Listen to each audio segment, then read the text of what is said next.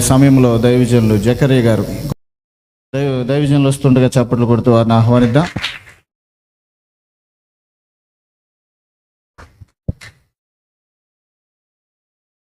దేవుని యొక్క పరిశుద్ధమైన నామానికి మహిమ కలుగును గాక.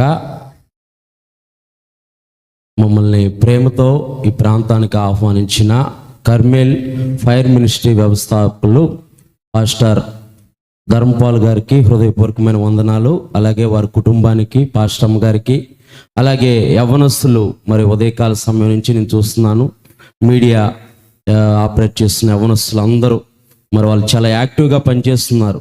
మరి ఈ మాటల ద్వారా అనేక మంది యవ్వనస్తులు పట్టబడాలని వారికి కూడా నా ప్రేమపూర్వకమైన వందనాలు తెలియజేస్తున్నాను. అలాగే ఉదయకాల సమయం నుంచి ఎంతో ఓపికతో భారం అనుకోకుండా, కష్టం అనుకోకుండా బయటికి వెళ్ళాలనిపించినా సరే, ఏదేమైనా సరే ఈరోజు ఆస్వాదింపబడాలని ఎంతో ఆసక్తితో మీరందరూ కూర్చున్న యవ్వనస్తులకు, మరి నా తోటి చెల్లెళ్ళకు, తమ్ముళ్ళకు అందరికీ లోకరక్షకుడైన యేసుప్రభు పరిశుద్ధ నామమున అందరికీ వందనాలండి.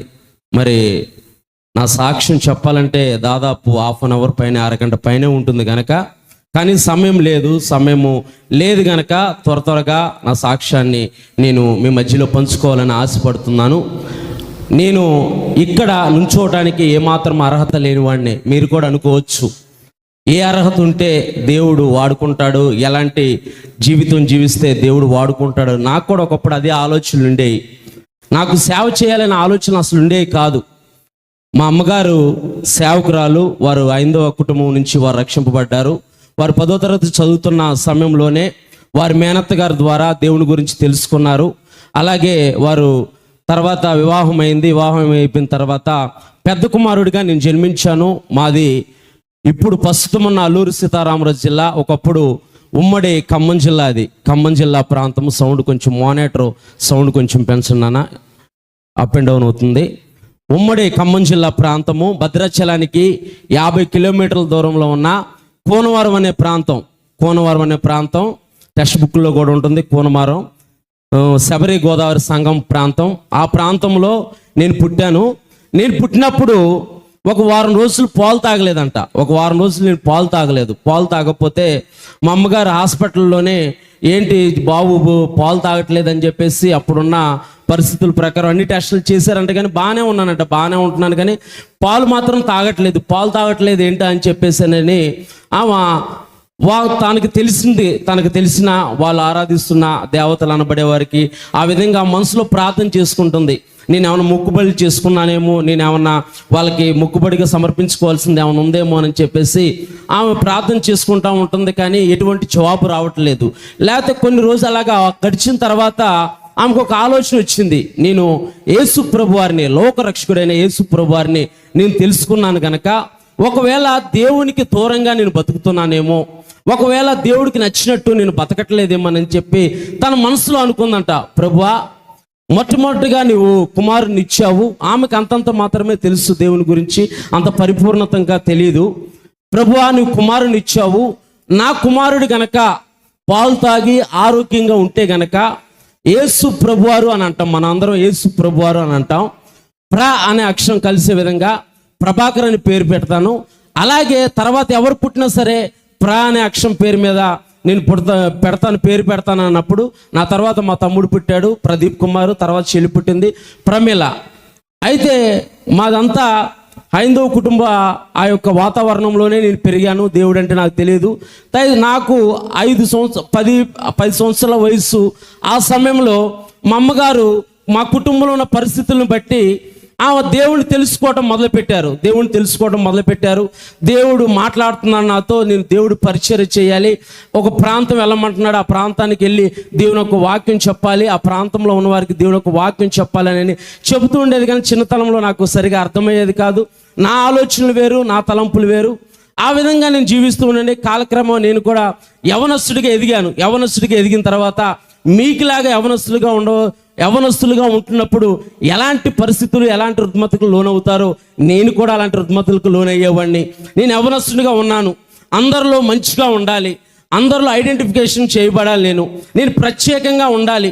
నేను ఎవరు చూసినా సరే నువ్వు ప్రత్యేకంగా ఉన్నావని అని అనుకోవాలని చెప్పేసి అలా నేను ఆశపడుతూ ఉండేవాడిని, అలాగే నేను జీవిస్తూ ఉండేవాడిని. అయితే నాకు కాలక్రమే ఏం అలవాటైపోయిందంటే సినిమాలు ఎక్కువ చూడటం అలవాటైపోయింది. సినిమాలు ఎక్కువ చూడటం అలవాటైపోయి ఒకానొక దినాన్ని ఏమైపోయిందని అంటే ఏదో కొద్దిగా ఫేర్గా ఉండటం వల్ల నువ్వు బాగుంటావు మంచిగా ఉంటావు అని అంటే నాకు హీరో అవ్వాలనే కోరిక నాకు మొదలైంది.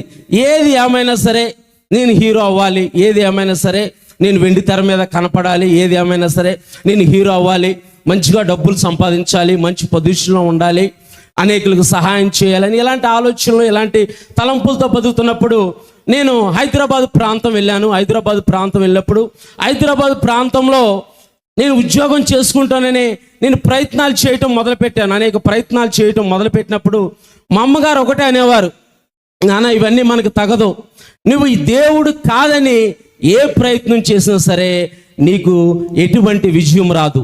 ప్రియమైన చెల్లి తమ్ముడా, మీరు మీ తల్లిదండ్రులు మీకు చెబుతున్నారేమో, అమ్మా నువ్వు నడుస్తున్న మార్గం మంచిది కాదు, నువ్వు జీవిస్తున్న జీవితం మంచిది కాదు, నువ్వు దేవుణ్ణి తెలుసుకున్నావు గనక దేవుని మాటలకు లోబడి మిమ్మల్ని జీవించమని మీకు చెబుతున్నారేమో, మీరు తల్లిదండ్రుల మాట వినండి. నేను అనుభవపూర్వకంగా చెబుతున్నాను, నేను నా తల్లి మాటను నేను వినలేదు, నా తల్లి మాటను నేను జవదాటాను.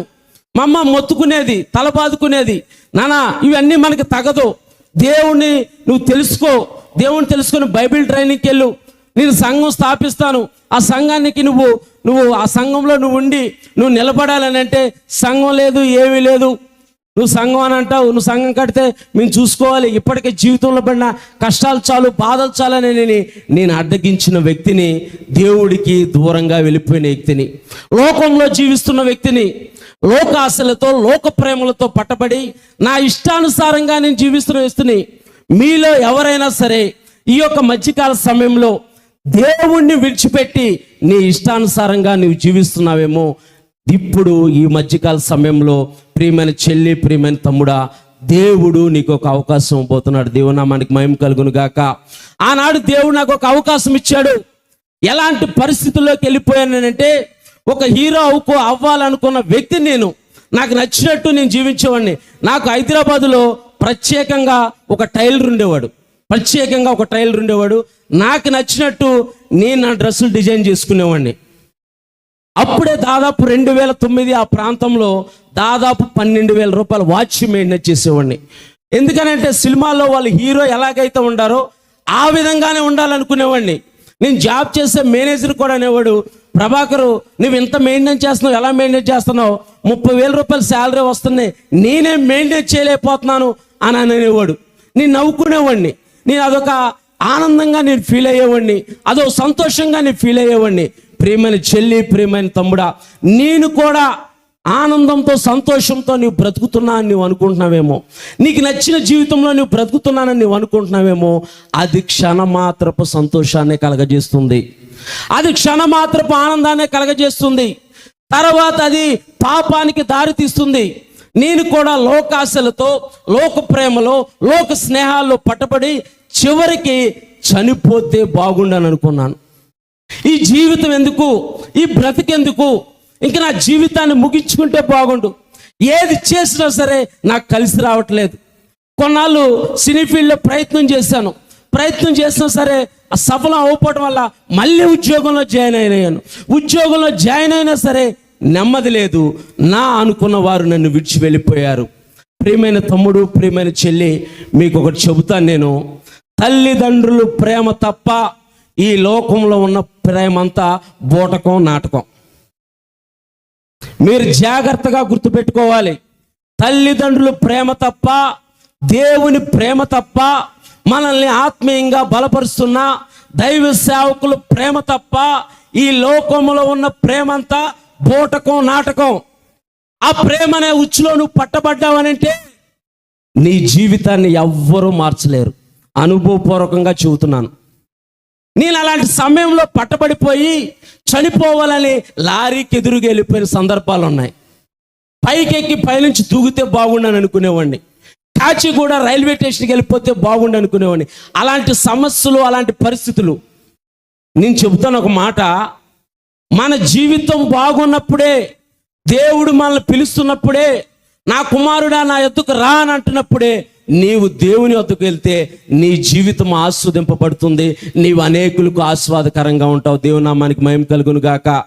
కాదని దేవుణ్ణి విడిచిపెట్టి తిరిగితే సగం జీవితం సర్వనాశనం అయిపోయిన తర్వాత దేవుని వద్దకు వస్తే నీవు పశ్చాత్తాపడి దేవుని ఎదుట ప్రాధేయపడటం తప్పితే చేయగలిగింది ఏమీ ఉండదు. నేను ఇలాగే ఒకానొక రోజున దేవుని యొక్క సన్నిధిలో, న్యూ ఇయర్ ఫస్ట్ రోజున దేవుని యొక్క సన్నిధిలో ఇలాగే కూర్చొని ఉన్నాను. ఆ రోజు లేట్గా వెళ్ళాను. లేట్గా వెళ్ళినప్పుడు నా లోపల నా అంతరాత్మ, నువ్వు చనిపోతే బాగుండు, నువ్వు చనిపో అని అంటుంది. ఓ పక్కనేమో దేవుని ఆత్మ, నీకు దేవుడు తోడుగా ఉన్నాడంటే విపరీతమైన దుఃఖం వస్తుంది. నేను చేసిన కార్యాలన్నీ, నేను చేసిన క్రియలన్నీ నా ఎదుట కనబడుతూ ఉన్నాయి. అవి కనబడి నన్ను కృంగదీస్తున్నాయి. ఇలాగే దేవుని సన్నిధిలో వచ్చి ఒక మూల నేను కూర్చొని ఉన్నాను. నీవు కూడా ఈ మధ్యకాల సమయంలో ఒక మూల నువ్వు కూర్చున్నావేమో. నన్ను ఎవ్వరూ చూడట్లేదు, నన్ను ఎవ్వరూ పట్టించుకోవట్లేదు, నేను మోసపోయాను, నేను నష్టపోయాను, నేను చితికిపోయానని నువ్వు అనుకుంటున్నావేమో. పరమందు ఆశీనుడైన దేవుడు నిన్ను చూస్తున్నాడు. దేవుని నామానికి మహిమ కలుగును గాక. నిన్ను చూసి ఆయన నిన్ను దాటిపోయే దేవుడు కాదు, నీ చెయ్యి పట్టి ఆ పాపపు ఊపిలో నుంచి పైకి లేవనెత్తే దేవుడు. ఆయన పేరే లోకరక్షకుడైన యేసు ప్రభువారు. దేవుని నామానికి మహిమ కలుగును గాక. అలాగే కూర్చొని బాధపడుతుంటే ఆ న్యూ ఇయర్ రోజున ప్రామిస్ కార్డులు పంచిపెడతారు, మనందరికీ తెలుసు. ఆ ప్రామిస్ కార్డు తీసుకొని వచ్చాడు ఆ యొక్క వాలంటరీ బ్రదర్. ప్రామిస్ కార్డు తీసుకొచ్చి, సార్ ప్రామిస్ కార్డు తీసుకోండి అని అంటే, నేను దుఃఖంతో ప్రార్థిస్తున్నాను. ఆ ప్రామిస్ కార్డు తీసుకొని ఇలా పట్టుకొని అలాగే దుఃఖంతో ప్రార్థన చేస్తూ ఆ ప్రామిస్ కార్డు ఇలా ఓపెన్ చేసి చూస్తే, నీవు కన్నీళ్లు విడుచుట నేను చూచి తిని, నేను నీ జీవితాన్ని బాగు చేస్తానని దేవుడు వాగ్దానం ఇచ్చాడు. దేవుని నామానికి మహిమ కలుగును గాక. దేవుడు నాతోనే మాట్లాడానని నేను నమ్మాను. దేవుడు మనతోనే మాట్లాడారని మనం ఎప్పుడైతే విశ్వసిస్తామో, ఎప్పుడైతే నమ్ముతామో, దేవుని యొక్క దీవెనలు, దేవుని యొక్క ఆశీర్వాదాలు మన మీదకి మెండుగా దిగి వస్తాయి. ప్రియమైన చెల్లి, ప్రియమైన తమ్ముడా, నా జీవితాన్ని నేను అప్పుడు సమర్పించుకున్నాను. ఆ ఉద్యోగం చేస్తున్న ఉద్యోగాన్ని కూడా నాకు రిజైన్ చేయాలనిపించి ఆ ఉద్యోగాన్ని రిజైన్ చేశాను.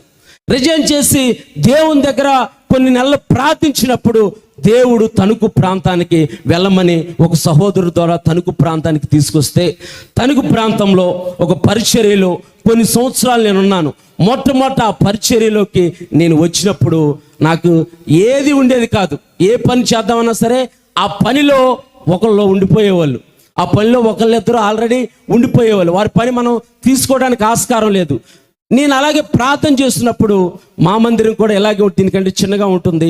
నాకు ఒక ఆలోచన వచ్చింది, ఇలాంటి పుల్పీట్ ఉంటుంది మా మందిరంలో కూడా. ఈ పుల్పీట్ తూర్చి అలాగే గ్లాస్ డోర్లు ఉంటాయి, ఆ గ్లాస్ డోర్లు తూర్చి ఇదంతా మాపింగ్ పెట్టాలని, అలా మాపింగ్ పెడుతున్న నన్ను దేవుడు కొన్ని సంవత్సరాల్లోనే దైవ సేవకులు పక్కన పెట్టాడు. దేవుని నామానికి మహిమ కలుగును గాక.